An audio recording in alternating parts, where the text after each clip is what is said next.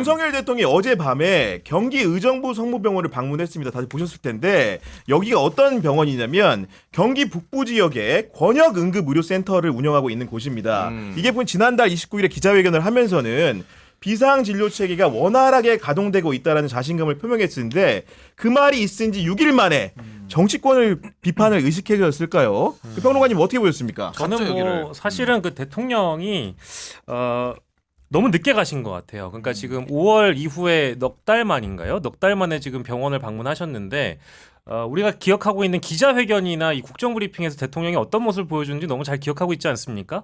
제가 지금 그 장면을 어제 딱 보고 나서 느낀 것은 우리가 그런 말이 있습니다.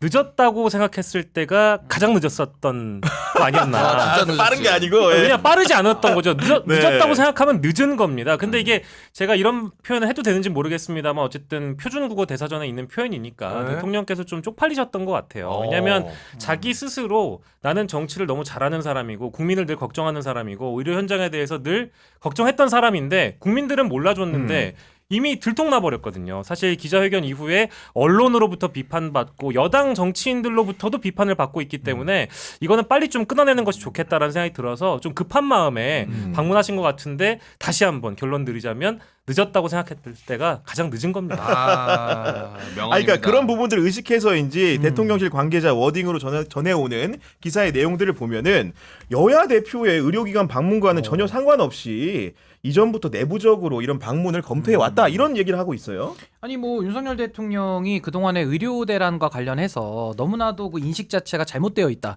막 갑자기 기자분들한테 뭐 가보시라고 막 이런 얘기를 하지를 않나.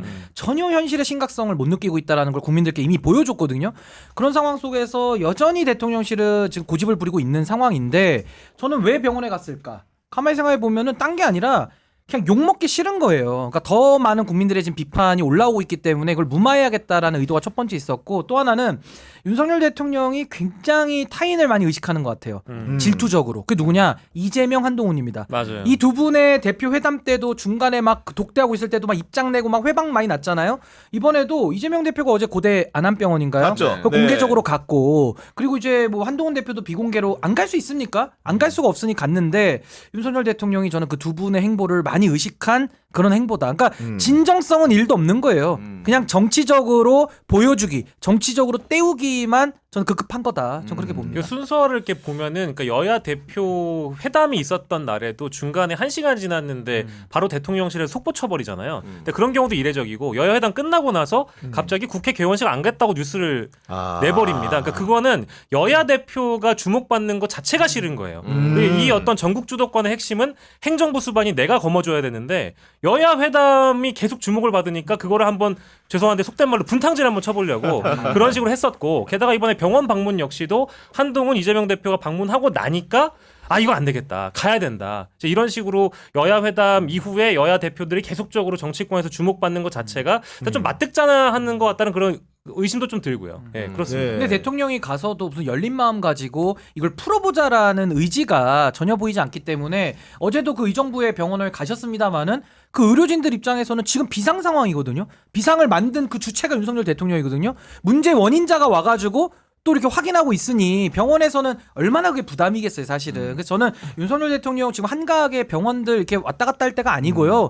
당장 지금은 이해 당사자들 불러서 사과하고 원점에서 재검토하면서 올바른 방향으로 선회하는 게 지금 우선이지 윤석열 대통령의 고집과 아집과 독선 때문에 이 많은 분들이 피해를 보고 국가 전체적인 이 의료 시스템이 붕괴되는 게 이게 말이나 됩니까? 저는 지금 윤석열 대통령이 키를 쥐고 있는 입장에서는 이런 식으로 한가롭게 병원들 돌아다닐 때가 아니다. 이렇게 바람 쐬고 다닐 때가 아니다라는 생각이 좀 듭니다. 뭐 전반적인 맥락에서 또 찾아보자면 우리가 뒤에도 얘기하겠습니다만 이 국정 지지도에 대한 관리도 역시 들어간 것 같아요. 왜냐하면 지난주 갤럽이 23이었고요. 월요일 리얼미터가 29 나왔고요. 30% 깨졌죠. 거의 깨졌고 네. 그리고 더불어서 최근에 조건 CNI가 28% 나오고 이제 미디어 리서치도 깨졌습니다. 그렇죠. 그러니까 MBS도 그렇고 이제 그러다 보니까 지금 상황에서는 어찌됐든 그 비상 플랜을 가동해야 되는데 실제로 대통령실이 지난주에 이미 약속됐던 그런 방문이었다라고 하지만 글쎄 글쎄요, 이제 그 맥락을 무시할 수는 없을 것 같습니다. 이번 주 갤럽도 남아 있고 여러 측면에서 지금 지지도가 너무 하락 국면에 들어가다 보니까 이거를 어찌됐든 방어는 해야 된다라는 그런 좀 절박감이 있었던 것 같아요. 근데 그러면서도 이런 상황들을 다룬 언론 보도에 우리 대통령실의 입장이 숨어 있거든요.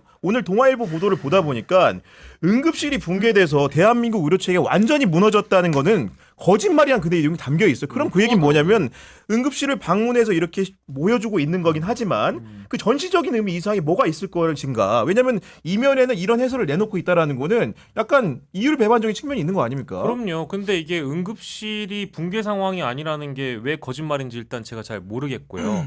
저희 다 아마 붕괴 상황이라고 이해하고 있지 않나요? 라는 생각을 좀 하고 싶고 이게 실제 의사들이 방송 출연해가지고 붕괴가 이미 됐다고 그렇죠. 주장하고 있는 그러니까요. 상황이잖아요. 네. 이제 그러다 보니까 국민들이 받아들이기에도 지금 대통령실의 반응이나 보건복지부 장차관의 반응도 매우 좀 잘 상식과는 좀 덜 많이 동떨어진 그런 네. 반응이어서 제가 이거 누가 거짓말하는지 시간 순서로 좀 짚어보면 8월 26일에요. 대통령실 고위 관계자가 응급실 단축 파행 운영 관리 가능하다. 26일에 26일에 그랬고요. 9월 1일부터 정상화된다고 했습니다. 정상화가 안 됐죠. 그리고 8월 29일에 대통령이 기자회견을 해가지고 그때도 응급 체계는 원활하게 가동되고 있다. 현장 가봐라 했습니다. 근데 9월 2일에요. 박민수 복지부 2차관이 분명히 엄중한 상황이라고 얘기를 해요. 그러니까 이게 대통령이나 사전에 다 정부 입장은 괜찮다고 얘기를 했는데 9월 2일에 복지부 차관이 엄중하다고 그러면서 군의관을 파견받아요. 정상인데 왜 파견을 받죠?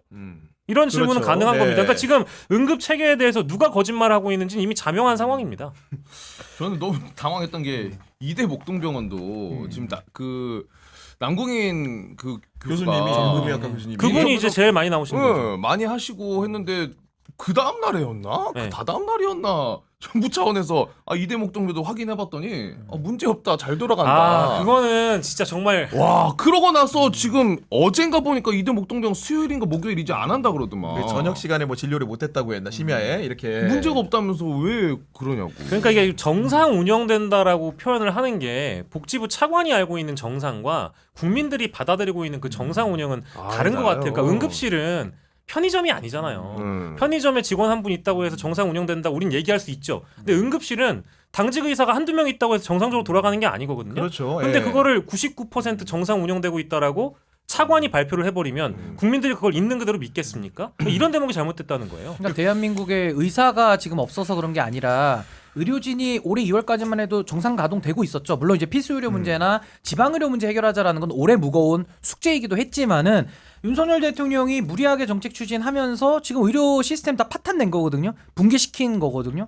그러면 전 현실에 대해서도 뭐 굳이 기사만 봐도 알 수 있습니다. 굳이 현장 안 가봐도 얼마나 많은 속보들이 쏟아지고 있어요. 게다가 아까 그 남궁 선생님도 이대 목동병원 계시면서 정말 거의 살려달라는 저는 절규로 들었거든요. 그러니까 병원에서 일하시는 의사 선생님들이 더 이상 이제 버틸 수 없다라는 증언을 생생하게 하고 있는데 여기에 대한 현실 인식이 못 하고 있다 그러면은 저는 윤석열 대통령이 현실을 제대로 못 보고 있다라는 거고 더 중요한 건 뭐냐면은 정치에 있어서는 그런 실제 팩트도 중요하지만 국민들이 인식하는 것이 더 중요합니다. 국민들이 지금 뭐라고 합니까? 추석 앞두고 안녕하세요가 아니라 인사말이 아프지 마세요로 바뀌었어요. 이제는 어디 아파도 병원 가서 꼬맬 수도 없는 이 현실을 지금 국민들은 다 인식하고 있기 때문에 너무 나이브하다라는 것이고 하나만 덧붙이면은 지금 여당 내에서도 목소리 나오고 있거든요. 맞아요. 한동훈 네. 대표도 심각성 인정하고 있고 오늘 보니까 김종혁 최고위원도 이제는 그 장관들 다 차관 문책하라고 아주 하고 세게 있고 얘기했어요. 네. 나경원 의원조차도 세게 그렇죠. 이야기를 하고 있어요. 그러면 우리 국민들과 여당의 일부 한동훈 대표를 중심으로 한 이분들이 지금 잘못 보고 있는 겁니까? 사이비입니까? 아니면 대통령실에서 박민수 차관 보고받고 있는 저분들이 사이비입니까?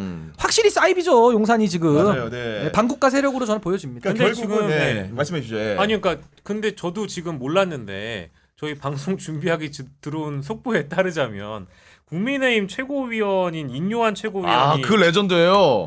나 깜짝 놀랐어. 저 이거를 지금 봤어요. 세상에. 내용을 네. 어떤 내용이죠? 이게 그러니까 지금 김한규 의원이 언론사에서 보도된 내용을 캡처를 해서 페이스북에 올렸는데 인요한 최고위원이 어떤 지인에게 수술을 부탁한 그런 정황이 담겨 있는 문자가 공개된 모양입니다.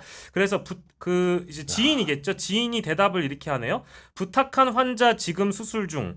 조금 늦었으면 죽을 뻔. 너무 위험해서 수술해도 잘 살 수 있을지 걱정이야 했는데 인요한 최고위원이 답장을 감사 이렇게 보내는 게 국회에서 잡힌 것 같아요. 언론사에서 카메라에. 잡혔고. 네.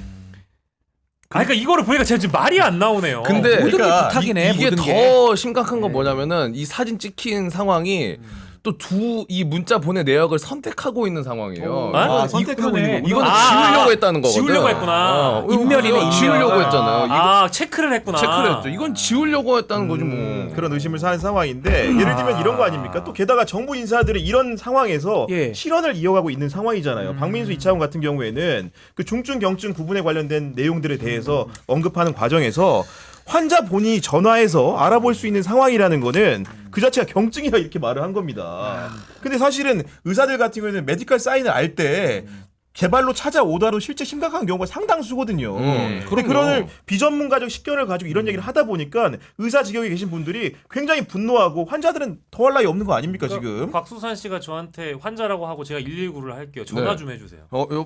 여보세요. 지금 저 진짜 숨이 너무 안 쉬어져요. 예, 119인데요. 경증이십니다. 두둑. 이렇게 된다는 거 아닙니까? 말? 야.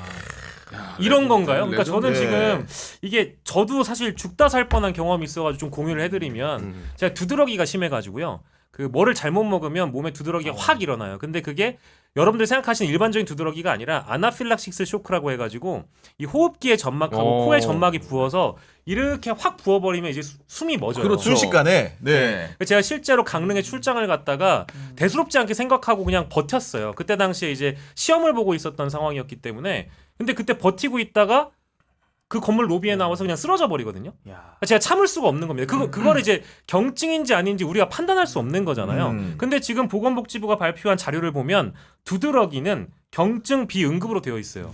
이런 걸 우리가 판단할 수 있습니까? 그거 모르는 거거든요. 네. 그러니까 이제 이런 위험 상황에 노출되는 환자들을 생각한다면 그냥 대수롭지 않게 이걸 발표할 수 있는 건 정말 죄송한 말씀인데 이런 발언은 복지부 차관이 온전한 정신으로 해서는 안 되는 발언입니다. 이건 절대 그럴 수 없는 발언이에요. 제가 참고로 광주 사람이잖아요. 그래서 이제 광주에 지인들이 많을 거 아닙니까? 근데 이제 간호사 하고 있는 동생들이 좀 있어요. 실제로 일을 하고 있는. 그래서 오늘 연락을 해봤어요. 광주도 지금 그렇냐? 현장 상황이 광주는 전대병원, 조대병원이 대표적으로 좀 크거든요. 두 개가 제일 크죠. 제일 커요. 근데 오늘 들은 겁니다. 서로한테 보내느라고. 환자를 핑퐁대는 전남대는 어. 조선으로 보내고 조선은 안 되니까 전대로 왔다 갔다 방법이 없다는 거야 지금. 그러니까 저는 이게 뭐 전화를 할 수 있는지 여부를 가지고 중증경증 나누는 것도 너무 코미디 같은 정신 나간 일이고요. 그리고 무엇보다 그러면 국민들이 다 이제 의사화 돼가지고 만주 의사화 돼가지고 우리는 경증이다 중증이다 집에서 먼저 1차 진료를 하고 오라는 얘기 아닙니까? 그렇죠. 이거는 비상식적인 지금 얘기를 하고 있잖아요. 그래서 제가 이 비유를 들자면은 원래는 의료 문제 해결하자고 지금 증원했다가 이 사단이 났는데 예를 들면 부동산 정책도 잡기가 얼마나 어렵습니까? 그럼 윤석열 대통령은 의대 문제식으로 하자 그러면 그냥 아파트 다 부셔버려라. 그냥 다 거적대기 펴놓고 살면은 부동산값 잡을 이유가 없잖아요. 그러니까 이런 식의 아주 그 원시적이고 저차원적인 얘기들을 하다 보니까 정말 국민들은 지금 경각에 생명이 달려 있고 매일매일 지금 이 아주 중한 사례들이 나오고 있잖아요. 1분 1초가 급한데 맞아요. 보건복지부 차관이라는 자가 저런 식의 얘기를 하고 다니니까 이 정부를 더 놔둘 수가 없겠다라는 생각이 더 드는 겁니다. 아니 여기다 이제 기름을 또 얹은 게 무책임한 발언 속에서 오늘 원래 그 여당의 소장파 모임 있잖아요. 천목회라는 데서 의정 갈등을 주제로 토론회를 하기로 한 겁니다. 원래는 박민수 이차관이 나오기로 했다고 하는데 갑자기 못 나온다고 연락을 하니까 김재섭 의원이 너무 화가 나가지고 의료 현장을 바라보는 대통령과 정부의 인식이 현실하고 너무 다르다고 성토를 하게 이르렀더라고 보니까. 그러니까 천목회가 나오라 그러면 안 가고 윤석열 대통령이 술 먹으라 오라 그러면 뛰어가는 거예요?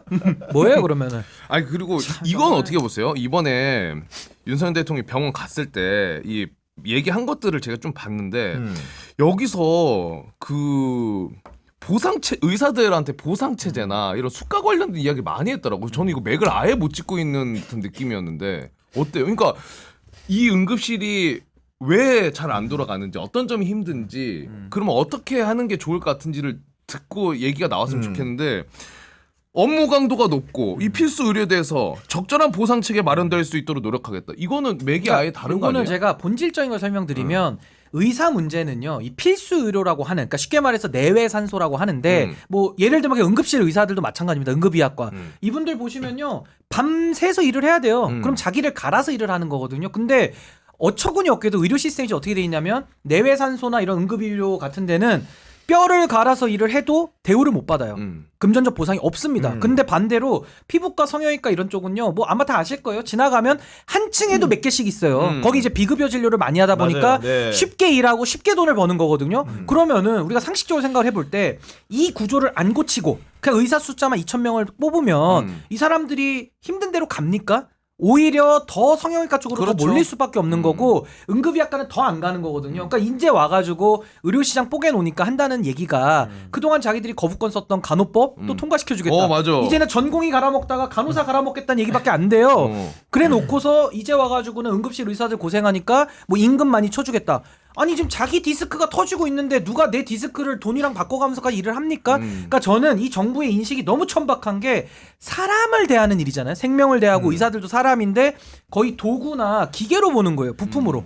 아니 누가 돈 조금 더 준다고 내 목숨과 바꿀 사람들이 과연 몇이나 될까요? 현 정부 사람들은 그렇게 하나 보죠? 그게 아니거든요. 그러니까 저는 본질적인 문제, 아까 우리 수환 씨 말씀하신 대로 원래는 보험 수가 이 부분을 건드려가지고 굉장히 예민한 구조개혁을 문제입니다. 해야 되는데. 구조개혁을 하면서 필요한 의사들을 증원하는 단계적 전략을 써야 되는데 구조 문제 해결 안 하고 그냥 수만 때려 박아라. 낙수 의사. 낙수 효과가 되냐고요 이게. 안 된다. 이걸 얘기하고 있는 제가 겁니다. 이 정부 들어서 동아일보 김순덕 칼럼을 최근 들어 참 많이 인용하는데요.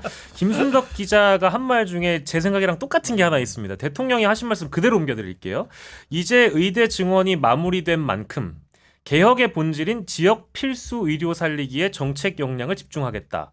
이렇게 대통령이 얘기를 했습니다. 근데 본질 먼저 시작을 해야지 왜 M1 이 의대 증원부터 건드려서 그럼 이 지경을 만들었느냐. 비본질적인 거에 지금 매진했다가 이제 본질을 보겠다는 거잖아요. 그럼 본질부터 먼저 가면 되는 거잖아요. 그렇죠. 근데 네. 여기에서 일단은 그 문제점이 발생하는 거고, 그러니까 자꾸 이렇게 뭔가 의사의 숫자에 이 집착하는 대통령의 태도가 지금 상황을 여기까지 만들었다라는 거고, 전공의들과 의대생이 요구하는 게 다른 게 아니라 과학적 근거를 가지고 2,000명 증원을 만드는 거냐, 설정한 거냐에 대한 질문을 던지는데 대통령이 뭐라고 했습니까? 아니 과학적 근거를 가져와 보십시오. 아니 갖고 와. 이 통일된 안을 갖다가 한 번도 낸 적이 없습니다. 대통령 진짜 예? 오신 줄 알았잖아. 오셨네. 이러신 거예요. 아니, 완전히. 바쁘신데. 예. 통일된 안을 한 번도 갖다가 낸 적이 없습니다. 이러면서 답을 내야 될 사람이 질문을 하고 있어요. 과학적 근거가 2,000명이 어디 있단 말입니까? 내가 묻고 싶은 말이에요. 아니 근데 결국은 그럼에도 불구하고 이 문제를 정치권이 풀어야 될 의무가 있는 거 아니겠습니까? 그렇죠. 그러다 보니까 한동훈 대표 같은 경우에도 올해는 지나갔다고 치고 2026학년도 의대 정원이라도 유예안을 논의해 보자고 얘기하고 있는 거고, 어제 박찬대 원내대표 같은 경 민주당 같은 경우에도 그 여야 의정 이렇게 만나가지고 협의체를 한번 해보자고 하는데 좀 어떤 해법을 우리가 지금 구상해야 될까요? 그러니까 저는요 이게 윤석열 대통령이 자리에 있는 한은 국민의 삶은 도탄에 빠질 수밖에 없고 국민들의 혈압은 올라갈 수밖에 없어요. 그러니까 이건 상수입니다. 그러니까 윤석열 대통령이 이제는 어떤 국민도 변화 가능성을 바라는 국민은 없습니다. 그냥 지지하시는 분들은 끝까지 지지하는 거고 반대하시는 분들은 끝까지 반대하실 텐데, 저는요 국회가 이제는 손 놓고 있을 수가 없고 대통령의 시간에서 국회의 시간으로 갖고 와야 된다. 그렇다면 어쨌든 대통령이 거부권 행사하면 국회에서 재의결을 할 수 있거든요. 그러면 제적의 이제 출석의 3분의 2가 찬성을 하면 법안으로 확정도 돼요. 그러면 지금 의대 정원이나 이런 문제들은 다 시행령이나 이런 걸로 정하고 있는데 대통령이 저렇게 막가파식으로 하면은 법률안으로 이제 정하게끔 해야 되는 겁니다. 국회가 통제할 수 있도록 만들어야 되는 것이고, 더 심각한 것은 윤석열 대통령 지금 교정될 가능성이 없잖아요. 그럼 이제는 국회가 거부권을 통제하면서 동시에 특검 내지는 탄핵에 대해서도 저는 공론화를 해야 된다고 봐요. 그러니까 윤석열 대통령의 임기를 줄이는 것이 저는 지금 2024년도 추석을 앞둔 이 시점에 가장 최고의 민생이고 국민에 대한 선물이다. 저 그렇게 생각합니다. 선물이에요, 정말 민생이고 선물이에요. 임기를 줄여야 돼. 화가 많이 신인규 났어. 변호사님의 개인적인 발언으로 그렇죠. 좋아요. 오늘 좋습니다. 네. 경향 TV에서 부담 가실까 봐 공식 일단 입장은 그렇게- 아닌데 네. 여하간 우리 박영식 평론가님 보시기에는 예. 여하간 의정 갈등 풀긴 풀어야 되잖아요. 그럼요. 어떤 해법을 좀 제시하는 게 합리적이라고 보십니까? 저는 이제 이재명 대표가 어제 말씀하신 것 중에는 어쨌든 원점에서 재논의하는 방향으로 가야 된다라는 그 입장을 말씀하셨는데 저도 그렇게 가야 된다고 보고요. 지금 어쨌든 연착륙이 제일 중요한 상황에서 응급 상황을 지금 대비 못하는 이 상황을 누가 만들었는지 한번 좀 생각해봤으면 좋겠고 일단 양보가 중요한 것 같고요. 전공의와 의대생들이 집을 나가버린 상황에서 지금 감정적으로도 많이 날서 있거든요. 그렇다면 보건복지부 차관과 보건복지부 장관의 경우에는 그간 전공의가 국민과 정부 사이에 끼어서 샌드위치처럼 끼어가지고 자기들은 열심히 희생했다고 생각하는데 이도저도 아닌 사람들처럼 평가를 받는 이 대목에서 감정선을 건드렸던 거를 좀 우리가 좀 한 템포 좀 늦춰줄 어르고 필요가 달랠 수 있는 있을 방식으로, 네. 그게 필요하다고 보고요. 그러다 보니까 장 차관 경질 문제가 이미 여권 일각에서 제기가 됐잖아요. 그렇죠. 저는 조규용 장관하고 박명수 차관은 경질이 돼야 된다고 봐요. 왜냐하면 지금 연금 개혁 문제도 어제 발표가 됐습니다만 이것 역시도 마찬가지로 본질적인 문제를 건드리지 못했다고 봅니다. 그러면 지금 복지부가 그건 무엇을 해왔는지에 대해서 국민들은 질문할 수 있는 거잖아요. 의료 개혁도 의료 개혁이고 의대 증원 문제도 의대 증원 문제고 연금 개혁도 마찬가지로 함께 묶어서 이 주무부처 장관과 차관의 책임을 묻는 것이 첫 번째 선택이고요. 그 다음에 이제 전공의들이나 의대생들을 토대로 해서 다시 한번 원점에서 재검토하는 것이 방향이 돼야 된다고 생각하고 있습니다. 그러니까 저는 이 부분을 좀 생각해봤으면 좋겠어요. 뭐 10년 뒤에 의사 부족을 해결하기 위해서 지금부터 하겠다라는 아마 약간의 소명 의식이 좀 왜곡되어 있지 않는가라는 생각이 드는데 당연히 우리가 10년 뒤도 대비해야죠. 근데 당장을 못 넘기고 당장 내가 죽어버리면 10년 뒤는 없는 거잖아요. 그러니까 좀 윤석열 대통령 고집 부릴 게 아니라 이 의료 대란 문제는 정말 먹고 사는 문제 아니야 죽고 사는 문제 아니겠습니까? 그러니까 이거 정말 심각하게 받아들여야 돼. 사람 목숨 가지고 장난치면 천벌 받습니다. 맞습니다. 정말로.